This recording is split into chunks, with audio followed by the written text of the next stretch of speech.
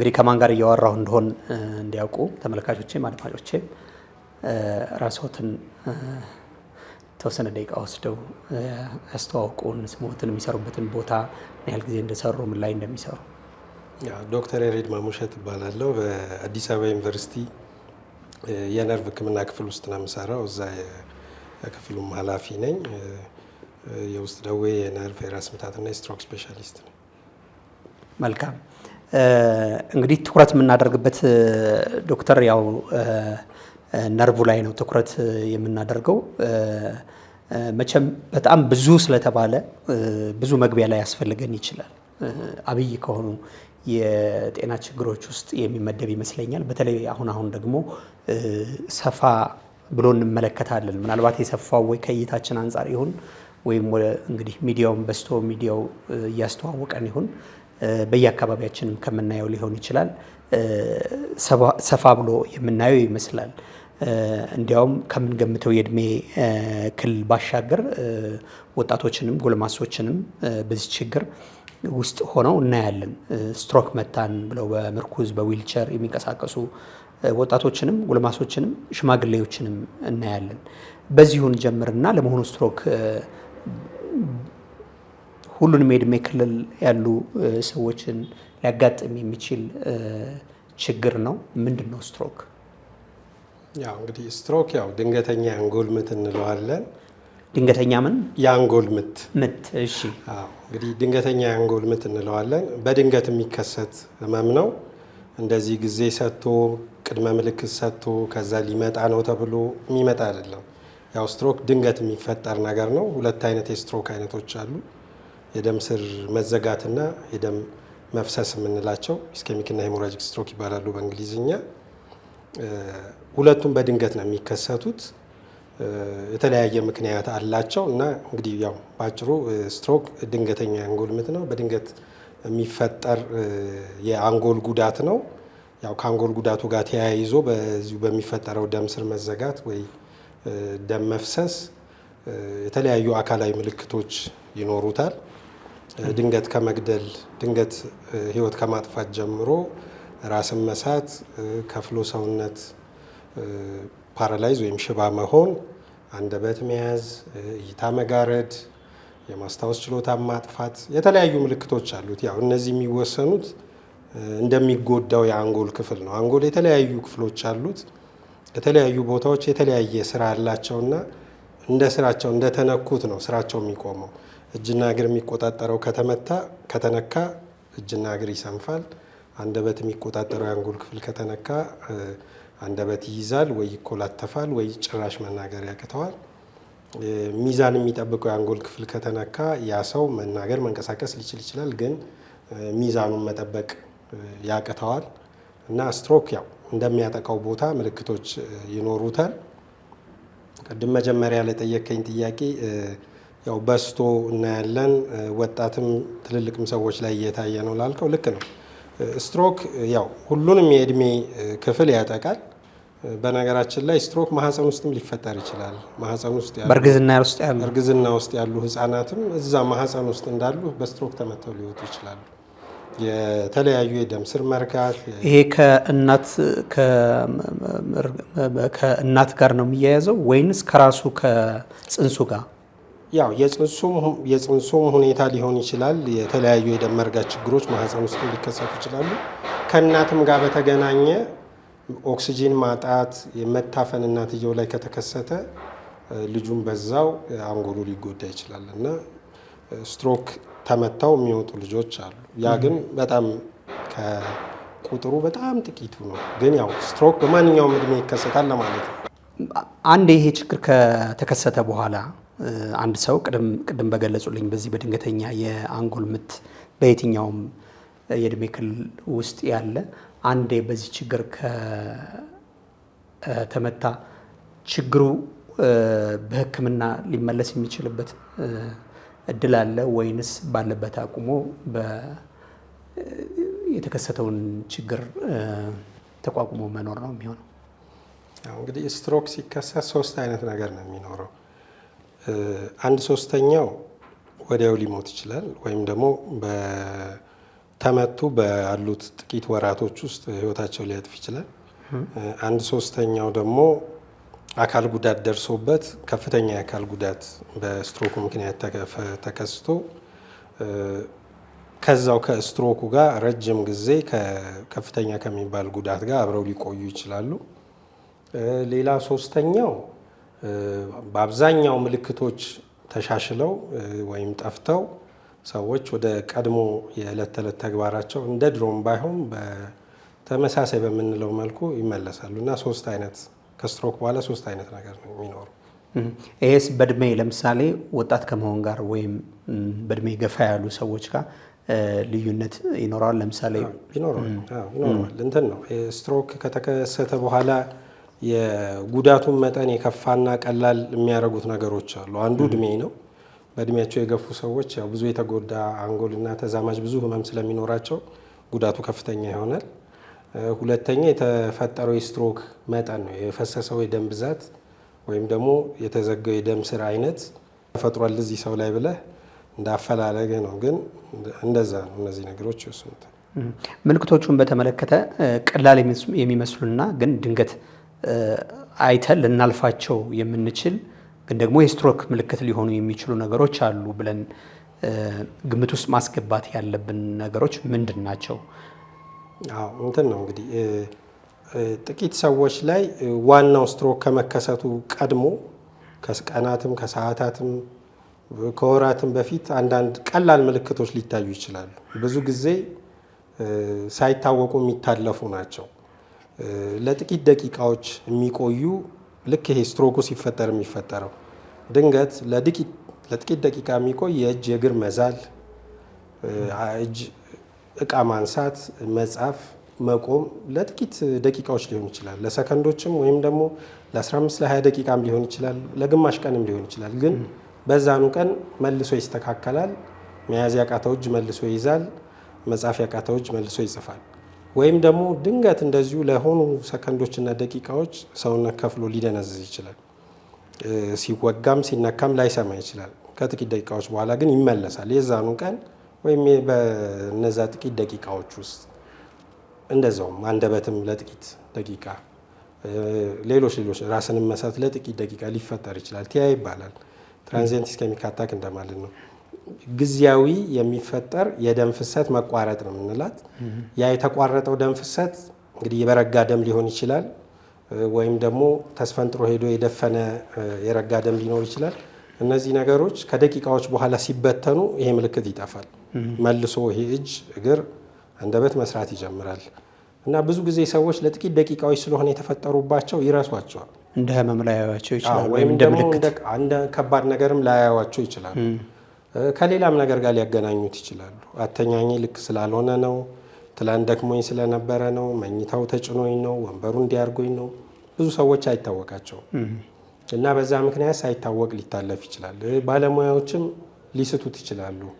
ባለሙያዎችም ዝም ብለህ ነው መስሎ ነው ይኸውን ደህና ሆን ካደል ቅድም እንትን ያልከው መስሎ ነው በሚልም ባለሙያም ሊያልፈው ይችላል እና ሰዎች እንደዚህ አይነት ምልክት ካጋጠማቸው ለጥቂት ደቂቃዎች የሚቆይ ወይም ለአንድ ቀንም የሚቆይ ስንፈት፣ ንግግር፣ አንደበት መያዝ፣ መኮላተፍ፣ መደንዘዝ ወይ ራስን እንደመሳት እንደዚህ አይነት ነገሮች ካጋጠሟቸው ሐኪም ጋር ሄደው እንደዚህ አይነት ነገር አጋጥሞኝ ነበር፣ እንደዚህ አይነት ምልክቶች ስትሮክ ቅድመ ስትሮክ ምልክቶች ናቸው ሲባል ሰምቻለሁ ብለው መታየት ይኖርባቸዋል። ባለሙያዎችም እንደዚሁ ይህንን ነገር ችላ ሳይሉ እነዚህ ምልክቶች የቅድመ ስትሮክ ምልክቶች ሊሆኑ ስለሚችሉ ልክ ለስትሮክ የሚደረገው ምርመራ ሁሉ መደረግ አለበት። እንዲህ አይነት ምልክት ከታየ የደም ምርመራዎች አሉ። አንጎል በሲቲ ስካን ወይ በኤምአርአይ በሚባል መሳሪያ መታየት ይኖርበታል። ሕክምናውም መዘጋት ከነበረ ልክ ስትሮክ ተፈጥሮ አንጎል ደም ስር እንደተዘጋው ሙሉ ሕክምና የሚጀመር እና ችላ ይባላል። ችላ መባል የለበትም። ኦኬ። ለምሳሌ ችላ ከተባለና ዝም ከተባለ ቀጥሎ ምንድን ነው የሚሆነው? በምን ያህል ጊዜ? ብዙ ጊዜ በአብዛኛው በ24 ሰዓት ውስጥ ከፍተኛ ስትሮክ የመፈጠር እድሉ በ24 ሰዓት ውስጥ በ24 ሰዓት ውስጥ ካልተከሰተስ? በአብዛኛው በ3 ወር ውስጥ ሊከሰት ይችላል ዋና ስትሮክ። እሺ። አንድ ሶስተኛው ላይ እንደዚህ አይነት ነገር እናያለን። በ3 ወር ጊዜ ውስጥ ይሄ ማክሲመም ነው? በአብዛኛው በዚህ ጊዜ ነው ከተፈጠረ የሚፈጠረው። ግን በማንኛውም ጊዜ ከዛም በባሰ ጊዜ ውስጥ ወደፊትም ሊመጣ ይችላል። ኦኬ። እና ያው መጥፎ ምልክት ነው፣ ከባድ ምልክት ነው። ኦኬ። ምልክቶቹ እንደዚህ አይነት ቀላል የሚመስሉ ግን ደግሞ የስትሮክ ምልክት የሆኑ ሲታዩ በቤት ውስጥ ማድረግ የሌለብንና ማድረግ ያለብን ነገር ምንድን ናቸው? እንትን ነው እንግዲህ እነዚህ ነገሮች ከፍተኛ ከሆነ የደም ስር መዘጋት ጋር የተገናኙ ምልክቶች ስለሆኑ በአብዛኛው ሰዎች ቤት ውስጥ ብዙ ማድረግ የሚችሉት ነገር አይኖርም። ወደ ሕክምና ቦታ ነው መሄድ ያለባቸው። የሚከታተሉት ሕክምና ከነበረ የሚወጡት መድኃኒት ከነበረ እነዛ መድኃኒታቸውን መዋጥ ማቋረጥ የለባቸው። በተለምዶ ብርድ፣ ምች እነዚህ ነገሮች ናቸው ብለው ችላ ብለው ቤት መቀመጥ የለባቸው። በአብዛኛው የሚመከረው ወደ ሐኪም ቤት መሄድ ነው። ኦኬ። ለምሳሌ ደቂቃዎቹ ወርቃማ የሚባሉት ጊዜያቶች የትኛዎቹ ናቸው? እነዚህ ቀላል ነገሮች ሲከሰቱ እንትን ነው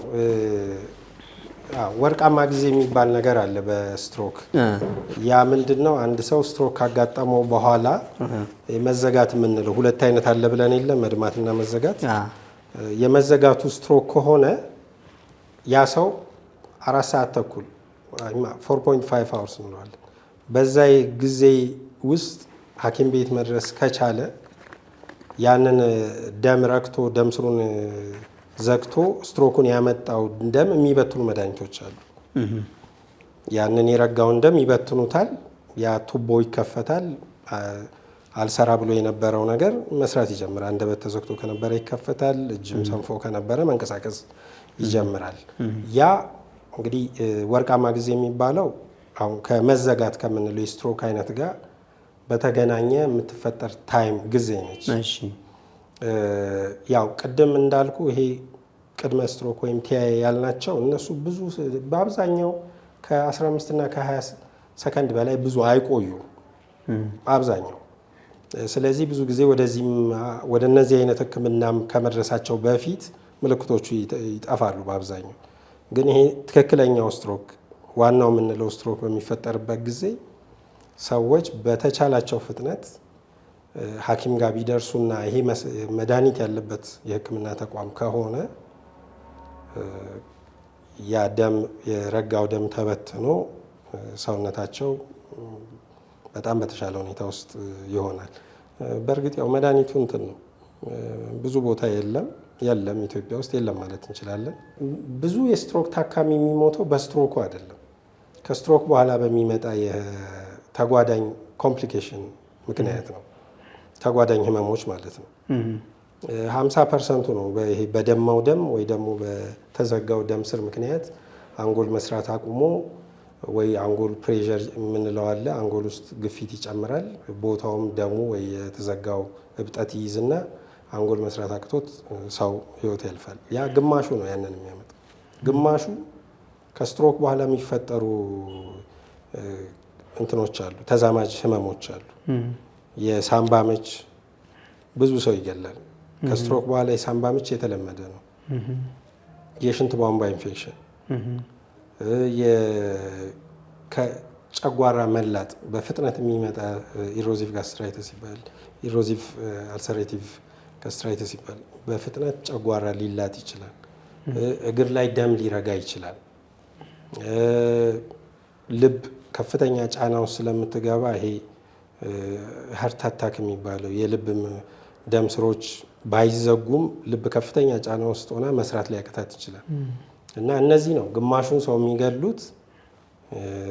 ሳምባ ምች፣ የሽንት ቧንቧ ኢንፌክሽን፣ እግር ላይ የሚፈጠር ደም መርጋት፣ ካለመንቀሳቀስ የሚመጣ ቆዳ መላጥና ከዛም ጋር ተያይዞ ኢንፌክሽን ተሰራጭቶ የሚመጣ እነዚህ ናቸው በዋነኛነት ብዙ ሰውን ህይወት የሚያጠፈው ስትሮኩ ሳይሆን ከዚህ በኋላ በተለይ ከ5 ቀን በኋላ ታካሚው ከቆየ እነዚህ ነገሮች ነው። ከሞተም በአብዛኛው በእነዚህ ነው የሚሞተው፣ በስትሮኩ አይሞትም። ስለዚህ ሐኪሞች ይህንን ያው እኛ ሁሌ እናስተምራለን ይህንን ነገር። ሐኪሞች ከስትሮክ ከተፈጠረ በኋላ እነዚህን ተዛማጅ ህመሞች አሁን ምንድነው ከስትሮክ በኋላ ሰዎች ራሳቸውን ስለሚስቱ መዋጥ፣ ማላመጥ፣ መሰልቀጥ ስለማይችሉ አፋቸው ውስጥ እንደዚህ ጨጓራ የሚወጣ ፈሳሽ ወደ ሳምባ ይሄዳል። ያ የሳምባ ምች ያመጣል። ትንታም ይኖራቸዋል፣ የተለመደ ነው። ያንን መከላከል ያስፈልጋል። በአፍ መሰጠት ምግብ ላይኖርበት ይችላል፣ በጎማ ሊሆን ይችላል። ያም መከላከል አለበት ባለሙያ። የሳምባ ምች ወዲያው መፈጠር አለመፈጠሩን በየቀኑ ክትትል ይፈልጋሉ። ስትሮክ የተመታ ሰው ሳምባውን ሐኪሙ በየቀኑ ማዳመጥ ይኖርበታል። ከፊት ከኋላ አገላብጦ ማየት ይኖርበታል። እና የሳምባ ምች መፈጠሩን ካወቀ ወዲያው ቶሎ ሕክምናው መጀመር አለበት። ባላወቀው በቆየ ቁጥር በሳምባ ምች የመሞት እድሉ ይጨምራል። እዚህኛ ጥቁር አንበሳ ጥናት አድርገን ነበርና 1/3 በሳምባ ምች ነው የሞቱት። ቀጥሎ በሽንት ቧንቧ ኢንፌክሽን እና እነዚህንም በመከላከል ማለት ስለዚህ በቶሎ መድረስ ጥቅሙ ዞሮ መድኃኒት ኖረማ መበተኛው ብቻ ሳይሆን በሚደረገው የሚሰጥ ጥንቃቄ አሁን የእግር ላይ ደም እንዳይረጋ ማቅጠኛ የሚባል የሚሰጥ አለ። ማገላበጥ የሚባል ነገር አለ። ጨጓራ እንዳይላጥ የሚሰጡ መከላከያ መድኃኒቶች አሉ። የሽንት ቧንቧ ኢንፌክሽን እንዳይፈጠር በአብዛኛው ካቴተር መክተትን አንመክርም። ወንዶች ላይ ልክ እንደ ኮንዶም ካቴተር የሚባል አለ። ውስጥ የሚገቡ ቱቦዎች በገቡ ቁጥር ኢንፌክሽን ባክቴሪያ ይዘው ይገባሉ እና ሴቶችም ላይ አይመከርም። በዳያፐር ነው የሚመከረው። ካቴተር አይመከርም። ካቴተር ለኢንፌክሽን ያጋልጣል። ብዙ ሰው ከሽንት ቧንቧ ኢንፌክሽን ጋር በተገናኘ ነው ህይወቱንም ያጣል። እና እነዚህ ፕሮቶኮሎች ናቸው ለስትሮክ ታካሚዎች ይሄ መደረግ አለበት ተብለው የሚመከሩ ነገሮች ናቸው። እነዚህን ከተከተለ ቶሎ ሰው ሐኪም ቤት መጥቶ መትረፉ በህይወት መትረፉ በቀጣይም ብዙ ጉዳት አካሉ ላይ ሳይኖር የመኖር እድሉን ይጨምረዋል። እንግዲህ አንዱ ጥያቄ የነበረው ነው በዚሁ አይተውታል። ሰዎች በተባለው ሰዓትስ ሲደርሱ ሕክምናውን በተመለከተ ነበረ ገልጸውልኛል።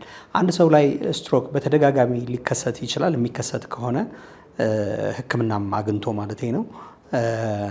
ለምንድን ነው የሚከሰተው? ድጋሚ መከሰቱ ጉዳይስ የሚያመጣው አደጋ ምንድን ነው?